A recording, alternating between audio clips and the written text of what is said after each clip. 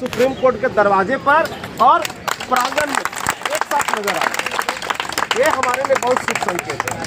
साथियों, हम लोग प्रण लेते हैं कि जब तक सहारा के जमाकर्ताओं का पाई पाई का भुगतान नहीं हो जाएगा, देश के तमाम 13 करोड़ जमाकर्ताओं का, तब तक ये जंग जारी रहेगी।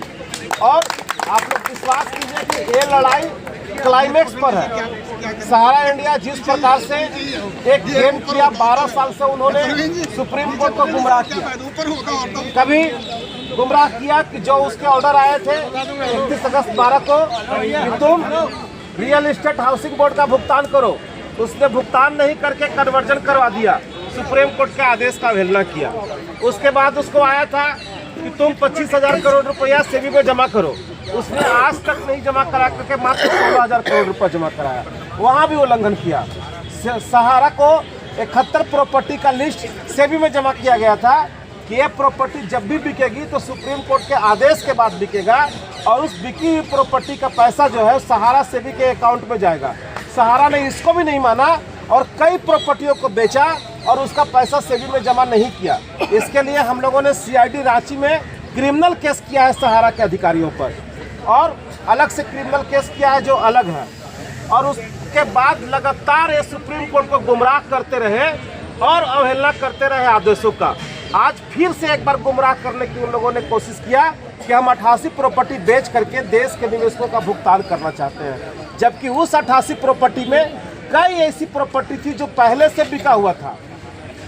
हमारे जो अधिवक्ता थे उन्होंने सुप्रीम कोर्ट के सामने इस बात को रखा। झारखंड में धनबाद, बोकारो, वेस्ट बंगाल की कई ज़मीनें का एग्जाम्पल दिया गया कि साहब ये ज़मीन लोग पहले से ही बेच चुके हैं, दोबारा कैसे बेचेंगे। तो ये इसको एमिकस क्यूरी के हाथ दे दिया गया कि इसकी पूरी जांच किया जाए और अभी आप अडानी को ज़मीन बेच कैसे दोगे, पहले तुम्हारी है कि नहीं है इसकी जांच हम करेंगे, और पूरा जब तक जांच नहीं होगा तुम्हारी तो कोई आईए पे सुनने के लिए हम लोग विचाराधीन नहीं करेंगे। ये बहुत बड़ी चीज़ है। सहारा चाह रहा था कि किसी तरह माननीय वहाँ पे एक जो बेंच है उस पर जा करके किसी भी तरह से आदेश लेकर के पूरे देश को गुमराह करके और अपना केस को खारिज करा ले और संपत्तियों को बेच दे। इसमें वो आज कामयाब नहीं हो पाया।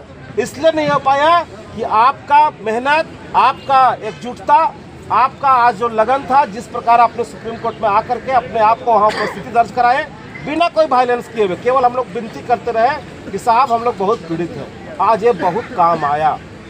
आने वाला वक्त में भी अगर जरूरत पड़ेगा तो फिर से हम लोग आएंगे। लेकिन अब इसके आगे कराना यह है कि सहारा के जितने भी टॉप क्लास का डायरेक्टर है, ओपी श्रीवास्तव, सपना राय, उसके दोनों कुपुत्र, इस सब को जेल के सलाखों के पीछे भेजना है।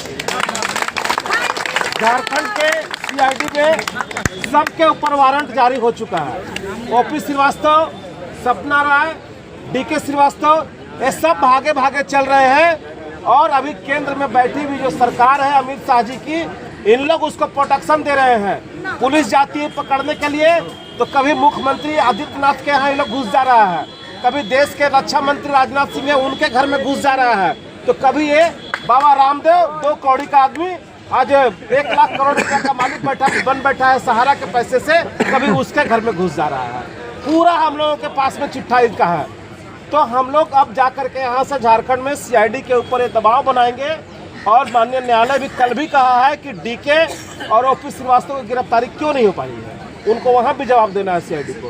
तो हमारा पहला कोशिश है कि इन तमाम अधिकारियों को पहले हम लोग जेल भेजवा दें, ताकि जितना देर बाहर रहेंगे उतना देर इस केस को प्रभावित करेंगे। दूसरा